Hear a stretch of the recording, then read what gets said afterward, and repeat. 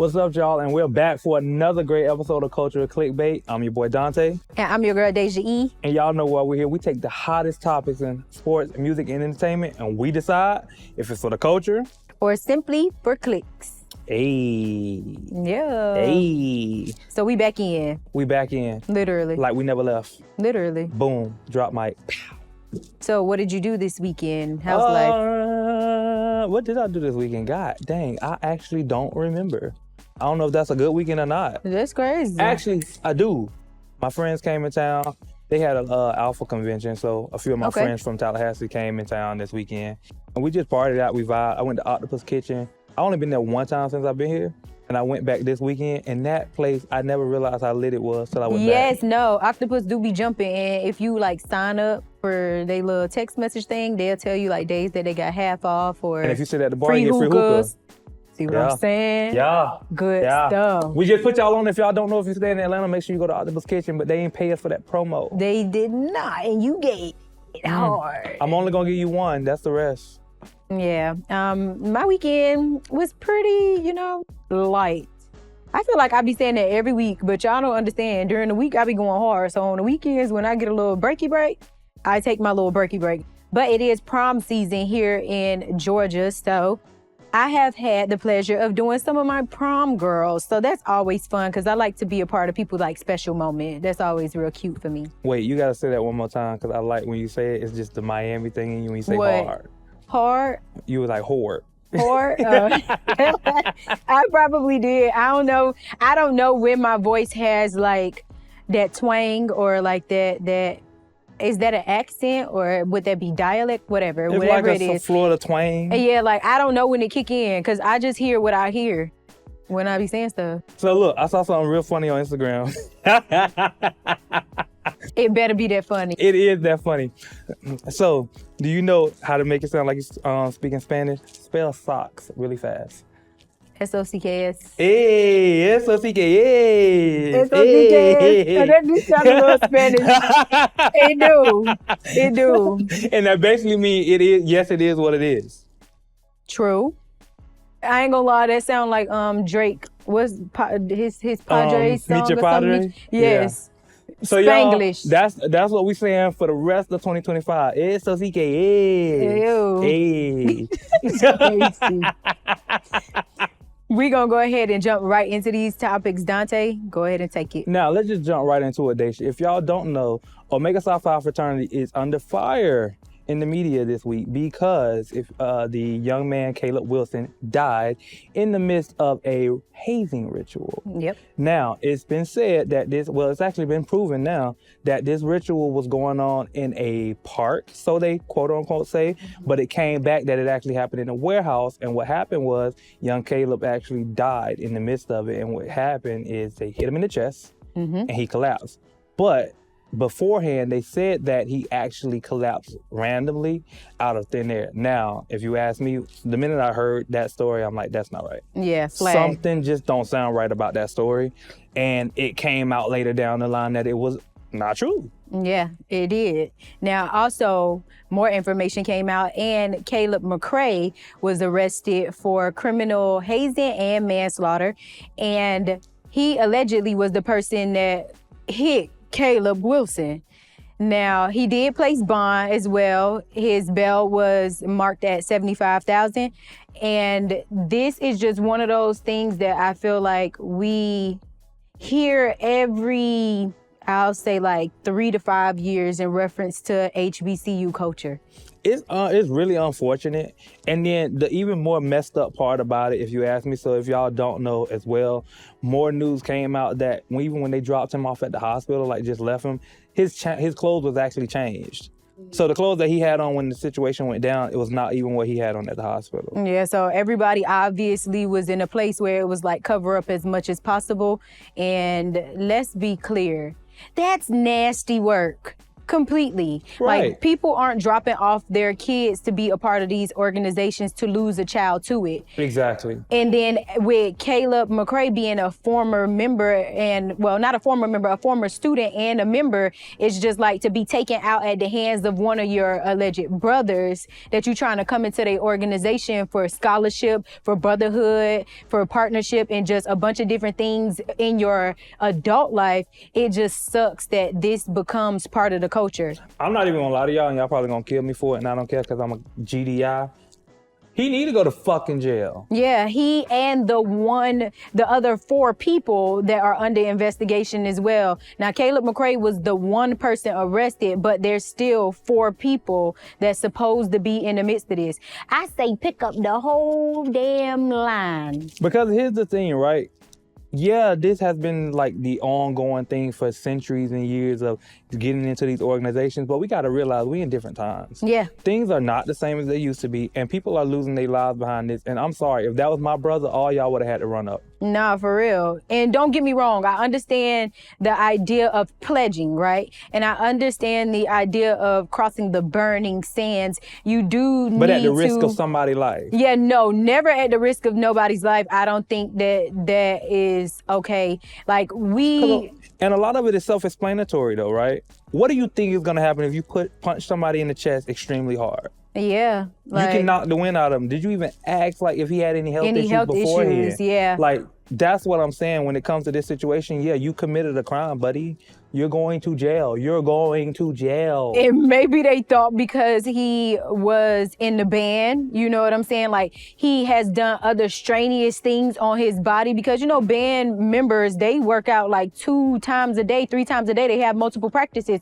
So maybe they thought he could withstand it. All in all, that but still does not. Assault. No, it doesn't. It still doesn't excuse the act. And as HBCU alum, I understand the culture of people putting in work to show why they want to be a part of the organization, but there has to be some type of line drawn where you know where to stop.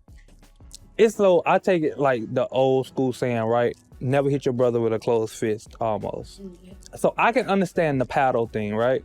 Cool, you paddle. You ain't whooping me. Y'all got me fucked up too. The no way. The most that might happen with a paddle is you got some extreme deep webs on your ass. Oh, on your butt. You could say ass. Okay, on your ass. I just said they had me fucked up. But the other part about it is when you talk about physical assault to somebody, closed fists, punching, all that. No. And then y'all want to be my brother? You want me to be my brother? Like, you want me to call you big bro after that? That's low-key kind of wild. I ain't gonna hold you. I ain't gonna lie, big bro gonna have to run me one after that. Nah, seriously. Now, Dante, what would you say? Is this culture or is this clickbait? I think this whole situation is a conversation for the culture because it's a conversation that honestly has been thrown under the rug way too many times. Mm-hmm. And I mean, even just from a personal standpoint, I've known people who went through these situations and even to now they regret it. And so because they regret it, showed it like they look at it like it was never worth it. Yeah. Everything they went through wasn't worth it. So that's why this is a serious conversation to be had because it makes other people who wants to get into these organizations not want to join. Yeah. Because the organization itself isn't bad. It's the people that you have at the forefront running these organizations in these spots, or not even them. It be them old motherfuckers that come back from centuries and they try to spread their oaks because they ain't got nothing going on outside of the organization for real. Yeah. I agree. Now, I'm going to say that this is for the culture as well because, like we said, it's within universities, from HBCUs to PWIs. I'm sure that everybody has their pledging process that they go through and probably straddle that line of things that's just a little bit too much. And what I will also say is for the culture is all sorority and fraternity activities have been suspended on Southern University campus until further notice, and as it should be. Nobody not going to do nothing on this yard until we figure out how to get everybody within boundaries of what you do and what you don't do.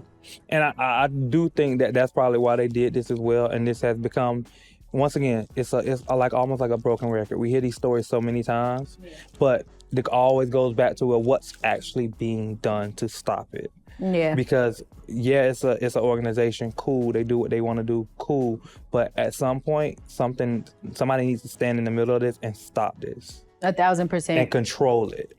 I agree. Or they could cost somebody else's life. Yeah, for sure. Now, in other news, we got my boy Jonathan Majors back on the scene in the big screen. Yeah, period. Period, on the winning Jonathan. circle, winning team. Now, if y'all don't know, Jonathan Majors has teamed up with Zeus for his new movie, Magazine Dreams. Yeah. Hey, one time for Magazine Dreams. Yeah. Now, my boy look good. I'm not gonna even hold you. He does. He been in the gym. That boy been getting it. I'm trying to get my body like that because coming out of nowhere for this movie, and it seemed like, I ain't gonna lie to you, I think he's coming for Michael B. Jordan's spot. I ain't gonna hold y'all. I just put out some beef out there. He got to fight. He got to fight I'm not hard. saying it. I just be on X. X be saying this stuff, y'all. It's not me. Don't kill me. No, I think that this is good for Jonathan. We see him in the media a lot with Megan. And then prior to that, we saw him in the media in regards to the situation with his ex-girlfriend, which we're not going to get too much into that because that man was not wrong, but that's neither here nor there. So this is good to see him back on the big screen after losing so many different opportunities and being dropped from deals. This is kind of like the perfect setup and the perfect comeback for him. So I'm excited to see what happens. Now, this film is supposed to come out on March 21st, and it will be in theaters. So that's amazing. And I'm just excited to see what it's going to give. I think it's for the culture when we say this part. Zeus, I like this. A lot of stuff y'all done did, I said no. Yeah. But this, the quality look good. This gives that Zeus Network Films is definitely like getting into the business and expanding beyond the baddie stuff and all the fighting stuff and all the stupid stuff. I saw a funny post This is good. on Instagram that said, baddies ain't nothing but baby mamas in Mortal Kombat. Combined. No, that is true. That's really true. Now, am I surprised that this is something that's happening for Zeus? No, not really, because if you pay attention to them, they have been slowly but surely expanding from the budgets that they give the people that's coming on their shows to the type of shows that they have, all the way to their office spaces and their new location that they opened up in LA. They have been slowly but surely taking over right in front of our face. So this is good for them. Hey, it's for the culture for me. I'm gonna say this for the culture for me too. For sure. Jonathan deserves, and I think that Zeus is doing what they need to do when it comes down to being a production team. It is Women's History Month, so I'm super excited to be highlighting another great Black woman that's doing some amazing things because Pat McGrath has been named the new creative director for Louis Vuitton's new cosmetic line called Beauté Louis Vuitton.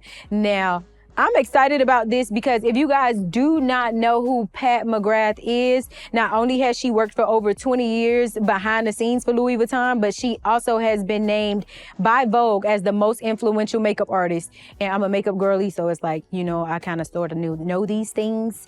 But this is great. Now, Dante, she's been working on this cosmetic line for 4 years, and they are expected to release 55 lipsticks, 10 lip balms, and 8 eyeshadow palettes. So that's pretty big.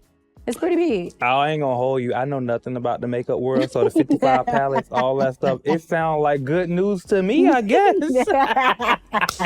I will say, as another Black woman in the media, I love that for her.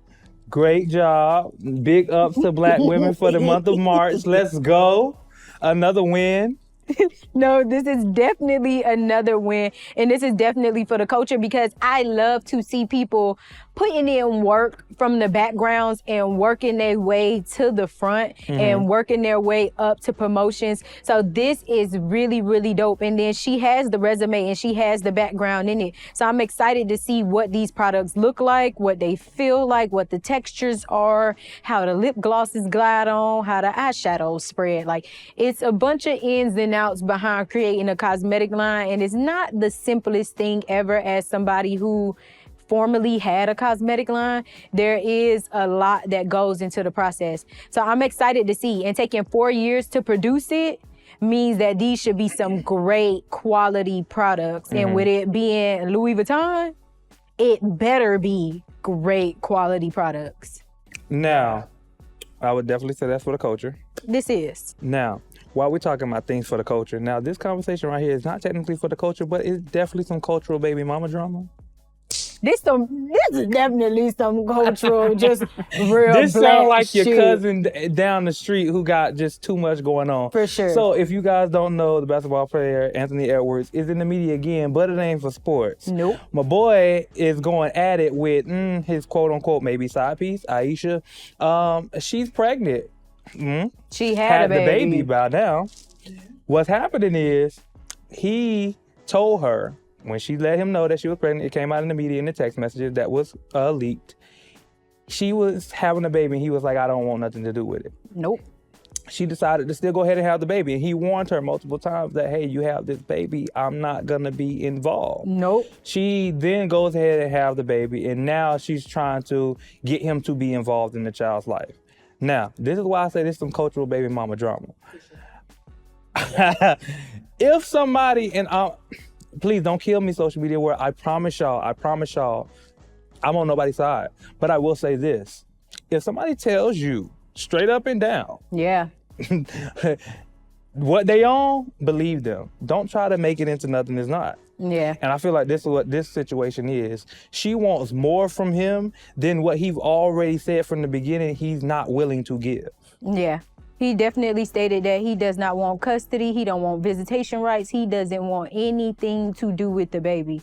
Now, her baby is 4 months old, and he has another baby who was born a month later, I believe. Either a month later or a month before, but they're a month apart is what's going on right now. Now, this is my thing, right? And this is like a sus-to-sus conversation. You do have the right to do what you want to do with your body. But we all have to understand that when you make decisions, there are repercussions that come out of the decision that you made. If you want to keep the baby, so be it and do so. But do not flip the script and expect this man who told you what he was not going to do to change his mind after the baby got here. That's where we go wrong. Because that means that your intentions wasn't in the right place to begin with when it came to that baby's life. When all in all, you had your options. Now, I'm not mad at the choice of choosing to keep the baby, but I am mad at trying to force on him to be a father. Now, my thing to Anthony, the baby is here now, and you did say you don't want it. You don't want to have nothing to do with it. But I do sort of kind of feel like, right? How do you go about in this life as a true man, knowing that you have a seed out here that you do nothing for at all? I would say to come to a happy medium, give her some money, give her some child support, pay her off about the baby because you don't want to be in the baby life, and then see what she do with the money. Now, it will be on her to divide that money up to make sure that that money can take care of the baby or help pay for whatever she want her daughter to do in the future and all of these other things. And then you can sit her down and have a conversation with her, and a real conversation with her about the fact that your dad did not want me to have you. And then that can be the child's thing to handle from that point forward. Now, it is a big age difference here as well. And it's a little calculation behind the situation because she had the baby in LA. And we know the laws in LA when it comes down to parents and fathers and mothers and all of that. He still is required to be somewhat responsible, at least financially, for the child. But he's 23 and she's 37. She's 37, right. She not new to this. She kind of true to this.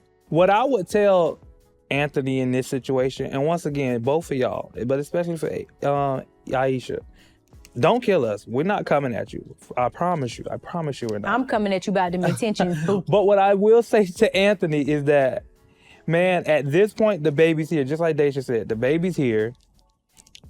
Step up just for the sake of the child. You ain't got to have nothing to do with her.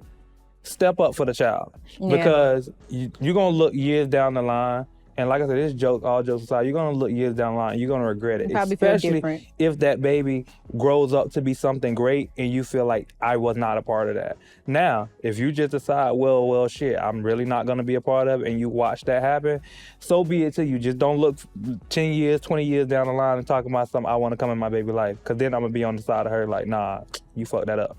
Yeah, now Anthony Edwards does have 4 children as of now from 4 different baby moms. And I just want to say, use a damn condom. I just don't understand. Use a condom. You are a professional athlete. Do you not understand how you are a large walking money bag when people see you?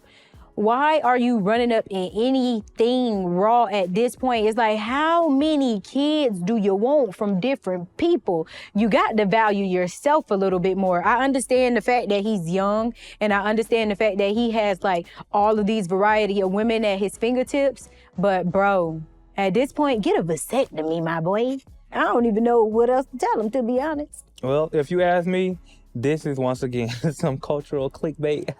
It's Now, both. while we're Nah. on the topic of cultural baby mama drama, Daysha, who else got some drama going on? Baby, the people are going through it about their kids right now so bad. It's crazy. DDG is back in the media again, but this time he is talking about his grievances of not being able to get his son or see his son over the course of some months. Now, he did state that he's only bringing this to the internet because he's at the point where he does not know what to do as a father. Now, the backstory behind this is DDG is trying to see his son while his son and his baby mother, Hallie, are both sick. Cool.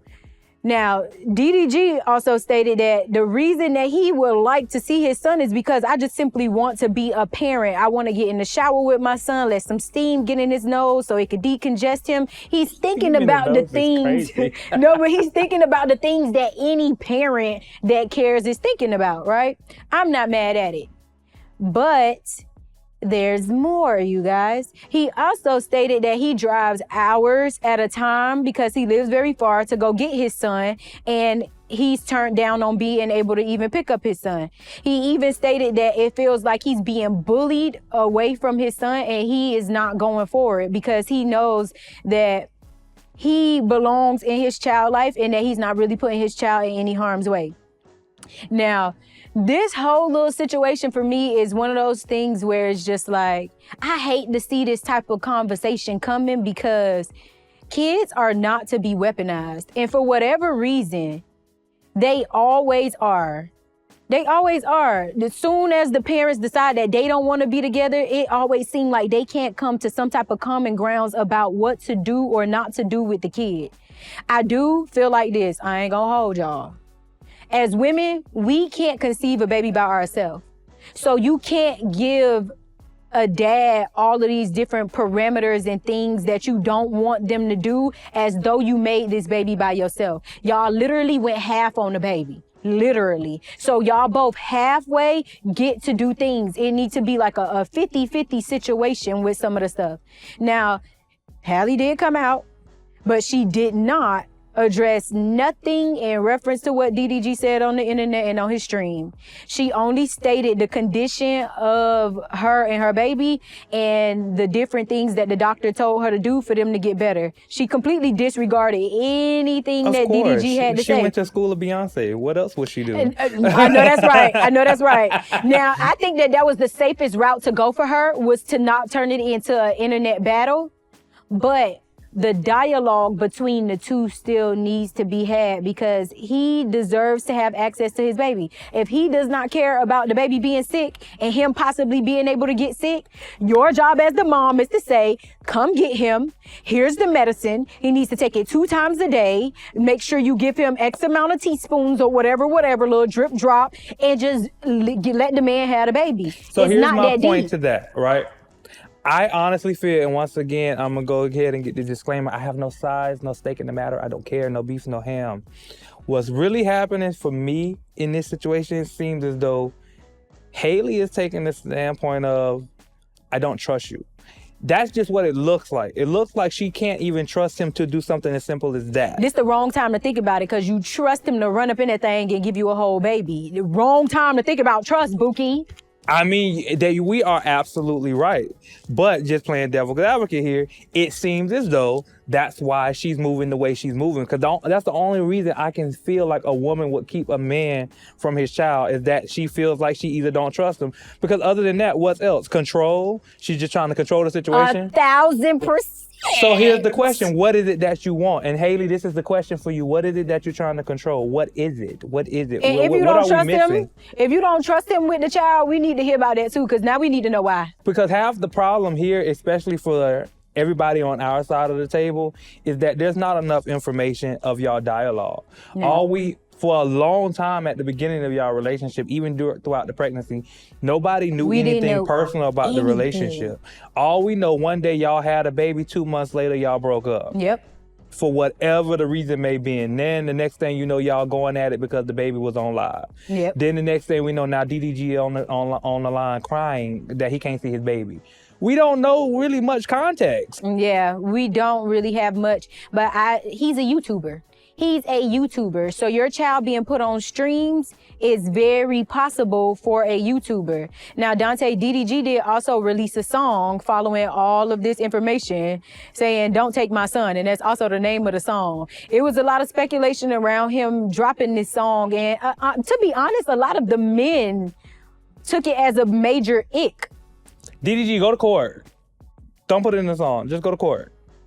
Dante said that. I feel like you can put it in the song because you are a creator and you are a rapper. But my question is, if you're going to put it in the song, what are you trying to accomplish with the song? I'm expressing myself. That's what I'm accomplishing. You express yourself on YouTube every day. He does, but he can express himself through music if he wants to. Now, I understand what you're saying. I ain't mad at what you're saying. I get it. I'm not going to lie. I like DDG and I like your music. I'm not listening to a song that's called I Want My Son. I listened to the little snippet of it, but I ain't finna listen to the whole thing either. I ain't going to hold you. Now, when we were talking previously, I remember you saying that he probably is doing it to sway the public in his direction. But let's be clear. We are in a time where social media is the judge and the jury at this point. And let's be clear, the actual judge and the jury is always in favor of the mother. So he has to do what he has to do to get people on his side. You basically saying, be quiet about it and just deal with it in a sense. I don't really think that nothing wrong is happening here by him releasing the song. Granted, it's not something that I'm gonna listen to through and through, but it's called expression, and he's expressing the way that he knows how. So I'm not mad at it. Now, granted, I ain't gonna hold y'all. This right here is definitely some clickbait for me. This is clickbait for me. It's clickbait for me, but the conversation about prepping before having kids, stop being so easily love bombed and then falling into these situations before having serious conversations with people about bringing a whole nother life in the situation and then weaponizing children. Now that's for the culture. Well, if you ask me, this is definitely clickbait. I would definitely say. I already told you my stance on the situation. I just want them to be more mature about the situation. I don't feel like neither one of them, honestly, is being a mature adult in this situation. It seems like your little cousin in the family who need to get their shit together. They technically are the little cousins. They pretty young. Right. Now, in other news also, we have Gabrielle Union who's on the docket for today. Now, Daysha, if you don't know, Gabrielle Union came out last year where she had a conversation stating that her and her household, she believed in a 50-50 household. Mm-hmm. You know, you give your side, I give my side, we come together and we're one unit. That's what we're supposed to do. But now she's recanting that statement. My dog now is in an interview saying she wished that she could be more vulnerable in her relationship and she doesn't want to have so much control, and she should be able to lean on her man to allow him to step up and be his role in the relationship. Now, Gabrielle Union, I'm just going to say you like this. You married to Dwayne Wade. What are we talking about? You weren't supposed to bring nothing to the table but an iPhone any the fuck way, JT voice. Right. iPhone and that little ponytail you like wearing. Hello. That's what you're supposed to bring. You put yourself in that position, Bookie.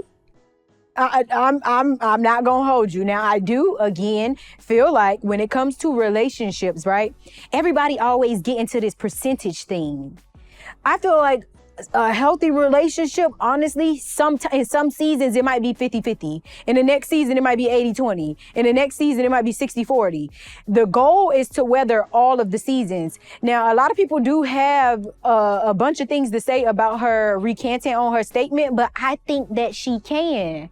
I feel like at one point, she probably felt like she wanted to do the 50-50 thing, one, to probably keep her seat at the table, to probably be able to make decisions, and to somewhat have some type of control in her household. And then now she might be in a season where she done did some self-work. They done worked on their relationship, and now she's in a space where she feel like she could relinquish these things off to her husband without it making her feel less than. And I don't really think that there's nothing wrong with that. I actually don't think there's nothing wrong with her actually expressing that or even having the conversation. I don't even think there's a problem with her recanting her original statement.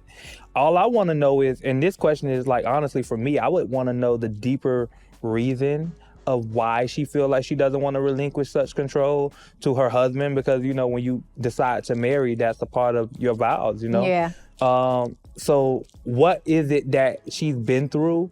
And maybe when she's ready to talk about that, she will. What is it that she has been through in her life that makes her say, I don't feel comfortable relinquishing that much control to a man, especially even my husband? Yeah.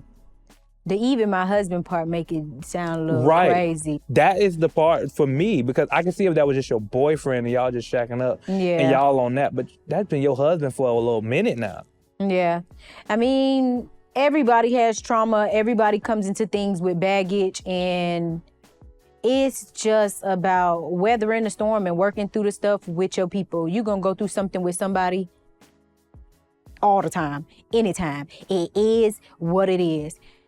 I'm just happy to hear that as loud as her first statement was, so was recanting her words. And I can just simply say that I'm happy that she's woman enough to have the same energy that she had in the first interview in the second interview, where she like, hey, I lied. I don't want to do it. I'm just a girl. Not I lied. Have it back.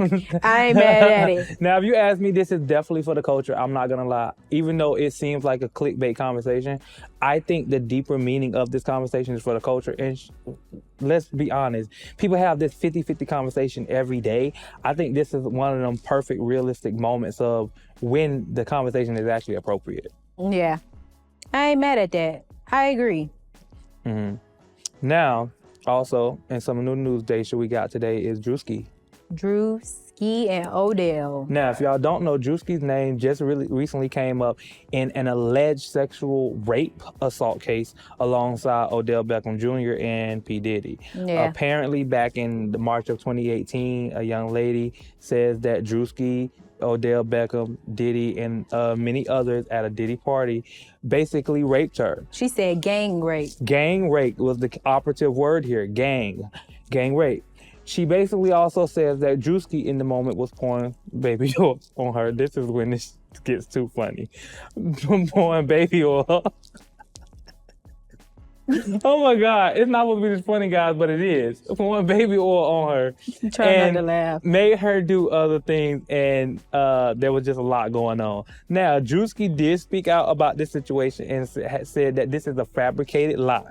My dog said he wasn't even famous in 2018. He didn't even know nobody for real. He was at his mama house on the couch in 2018. My dog was sitting on the couch watching BET and eating popcorn. Crazy. And then Odell Beckham also came forward and said the same thing. He basically felt like, you know, whatever this person is, hopefully they find justice, but it's a lie to even bring his name up in something that he doesn't have anything to do with.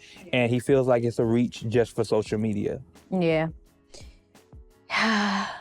Here we go again with this broken record thing about these assault cases. And it's such a touchy subject, but it's also a subject that's blowing me. Just because it's like, bro, what is really happening? Now, I'm not gonna lie. When they said Druski name, you know how Soulja Boy said Drake. I said Druski because for real. For me, it was one of those things like, Druski did what? Now, no shade to Odell, but he been in the field for a minute, you know what I'm saying? My boy been playing ball for a minute, he done had some money for a minute, he done been in some rooms for a minute, so Odell, you know what I'm saying? We don't know, Bookie, you got to fight. You got to fight to show us that it wasn't true. But for me, naming Druski just kind of somewhat turned this into like a comedy special. Skit. Yes, like for me, it's Druski and Odell Beckham named together. Like that's just the oddest names to put together to me. No, it is. Lord, forgive me for this thought. Forgive me, but if I was in that room, I would have sat up so fucking fast and said, Druski from the what? Ain't no fucking way. Find me somebody else in this motherfucker, man. Find somebody else to do it. It's not happening. Now, all jokes aside, we are always on the side of may justice prevail in these type of situations, and we always, want to give like our love and support to true victims. And we just have to wait to see what unfold with this situation.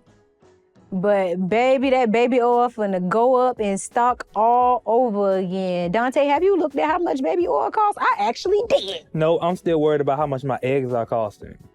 Oh, them hoes back up too. They about $5.50. That's crazy. It's $8 for the uncaged brown eggs. I don't eat the brown eggs. That's just too much. Now I'm gonna say this right here. Y'all might hate me for it. Y'all might, drag me for it. This right here is definitely clickbait for me until it turns into something else. Like, it's just clickbait. This right here is clickbait. For sure. Now, we have some new music that came out this week, and we're gonna start with my boy Tory Lanez dropping his Prison album. Period. Period, because though you did it, that's how I feel in the inside. Now, Tory Lanez dropped his project called Peterson, which is a follow-up to his Daystar album that he dropped. And let's just say Tory delivered on the quality that he said that he will give, even from being behind bars. And he delivered on the storytelling, the emoting, and just really like pouring into his music to express what it is that he's feeling, the ways that he was betrayed, stuff that he thought was happening. Tory was even calling names. Tory said, I'm gonna put a name on it. Baby, Iggy, he called out. Amethyst, she must be a dancer. She gotta be a dancer or something. Like, even outside of the controversy, I ain't gonna hold you. Tory Lanez just put a lot of y'all niggas literally out of music. Because how the hell this man just made an album that also went #1 on Apple Music charts over the weekend? It did. How did he put out an album in jail that sounds better than half of the stuff y'all put together that y'all been working on for the last few years? And let's be clear, it low-key is shadow banned as well on these streaming platforms because there is no major promotion behind it. There are no cover arts that's being displayed on these main pages and on the new music drop. It is one of those albums that people are genuinely going to look up and streaming it. So I ain't gonna hold y'all. Umbrella's kind of up. I ain't gonna lie, with the Tory Lanez release, it takes me back to where it feels like one of those authentic releases, like a real rollout, a real marketing. And he didn't even do much rollout. The only rollout really was him talking about doing it. Yeah. I think that alone played a big part. And then people really legit want to hear what Tory has to say. Yeah. So when I say it reminds me of like old music releases because these are what we call like physical sales. Yeah. Like these are people literally going to find the song, not nobody running numbers. Nope.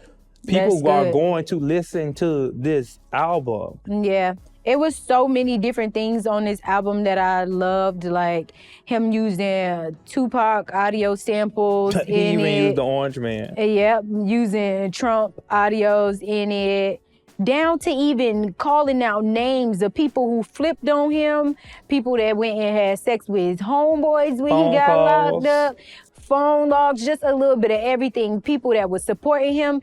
I feel like that's what music is for, freedom of speech. He already don't have his freedom as far as like being able to just live life at this point. So he should be able to have the freedom to create the music and say whatever he wants to say in it. And what I appreciate about Tory Lanez, especially with this album, and it's something that holds true to all of his music just in general, the storytelling element. Yeah. Tory is one of the few artists, and this is why, like I say, outside the drama, I don't care about none of the drama because I don't know neither one of them personally, so I don't have a side in the matter. Nope. What really is, to me, is his storytelling element in his albums is phenomenal. There's not, once again, not even artists who's bigger than him who's doing that on that level. Yeah.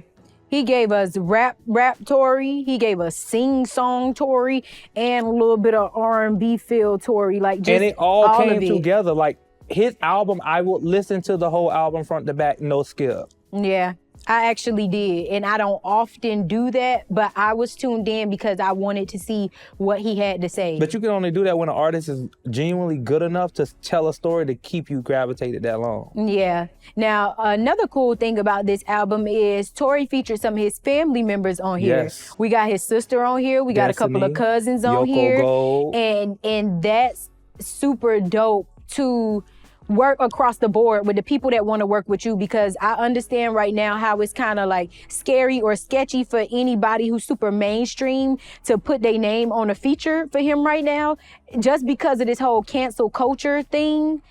I think that is dope though that he decided to work with his family. Mm-hmm. Now, what are some of your favorite records from the album? Sailor Moon. Definitely a fan of Sailor Moon.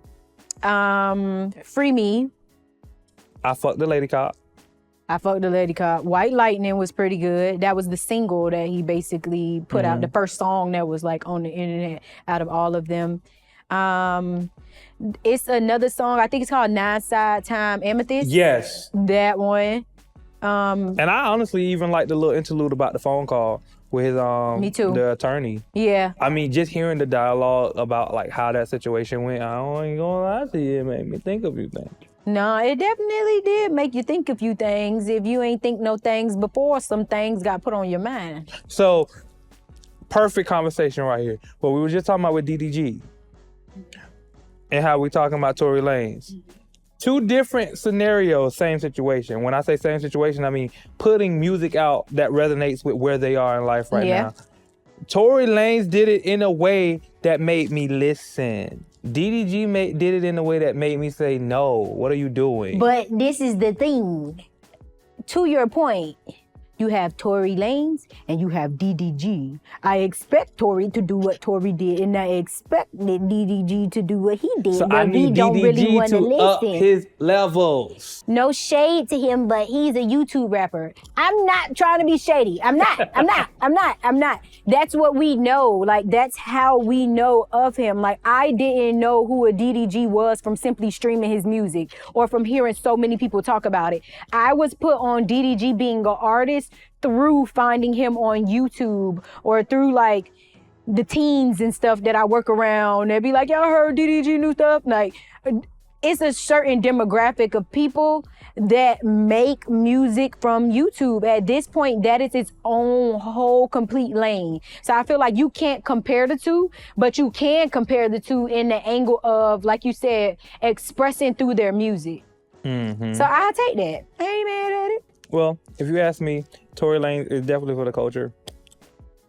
Talk to your mama, debate her. I'm not going back and forth. Tory Lanez is definitely for the culture for me as well. And if you guys have anything that you do want to talk about, you can drop it down in the comments below because I will reply.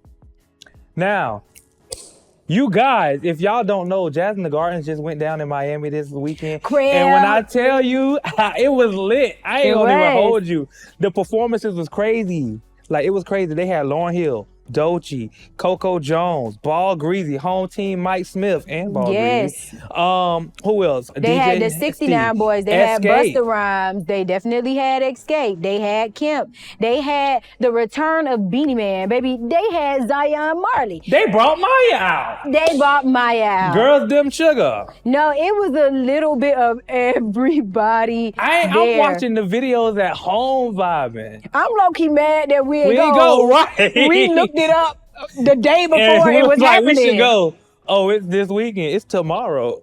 Now, mind y'all, Jazz in the Gardens is an annual event that takes place. It's been around for a long time, It if y'all don't know. has been around for a long time, but for whatever reason, it seemed like this year was just one of those years that felt completely different. Like they took care of all crowds. That's because the Jazz in the Gardens used to really only focus on Miami artists and mainstream artists. Yeah. Like I remember the year they bought Brandy, Escape, they came that year too, and it was just like a lot of those high-level mainstream R&B and jazz artists, neo soul. Yeah. It was just that lane. This year it seems like they incorporated something for the Gen Zers as well. Yeah. And the millennials. Because before it was literally just older crowd of people going, for sure. And I think they realized 9 out of 10 the older crowd ain't spending money on these type of events like they used to. Yeah. So we need to get the younger crowd in the room. Yeah, for sure. They definitely did that with the sets that they had. Did you see that Lauryn Hill bought out Doechii? Man, Lauryn Hill bought out my girl. I ain't mad at that. Now the fact that you can get Lauryn Hill to bring out you on stage, Doechii, you was a bad mother. After just being at Paris Fashion Week. Right. Nasty work, Doechii, and we're so here for it. You got Lauryn to show up on time. You got Lauryn to show up on time, for sure, for sure. Now, another one of my favorite parts about this was DJ Nasty being able to have a Miami house party set, which was really dope because he was able to showcase some of Miami's local talent and merge them also with some bigger headliners. We had Ball Greasy, we had Mike Smith, we had the 69 Boys, and I just love that they did something for the local people as well. So yeah, I think that's cool. good. I think one thing about Jazz in the Gardens that they've always done, and I'm going to give them credit for continuously, is making sure to put on for the home team talent as well. Yeah. Because you see a lot of times these big events come to a city and they don't even put the home team talent on the bid. They don't. And pay them. Yeah. Right? So that was a good thing to see. Coco Jones also ate the girls up with her performance as well. Yes, I actually watched her performance. Somebody was streaming it on YouTube Live. Okay. What did piss me off was the sound system during her performance because a few times it made her sound a little scratchy, but she worked right through it. That's what you call a pro. My dog was still able to get through it. She hit her nose pop, pop. It was all good. For sure. I love that. I love that for the city, and I love it for overall Jazz in the Gardens. So this was a pretty good week when it comes to some music-related stuff. And Jazz in the Gardens is definitely for the culture, if you ask me. 1,000%. And I hope that they continue to grow and just continue to expand and reach down to that next generation of people because, one, it bridges the gap. You know what I'm saying? Between generations, between artists, people we have not heard in a long time, but they still have that timeless music. So I feel like that helps. Blending that gap. For sure. JITG, call us next year. We will definitely host for you. We will definitely show up and work the crowd. Take us out of here, D. All right, you guys. I'm your girl, Daysha E. And I'm your boy, Dante. And y'all have just tuned in for another great episode of Or Clickbait, where we take the hottest headlines in sports, music, and entertainment, and we determine whether it's for the culture or simply just for clicks. We out.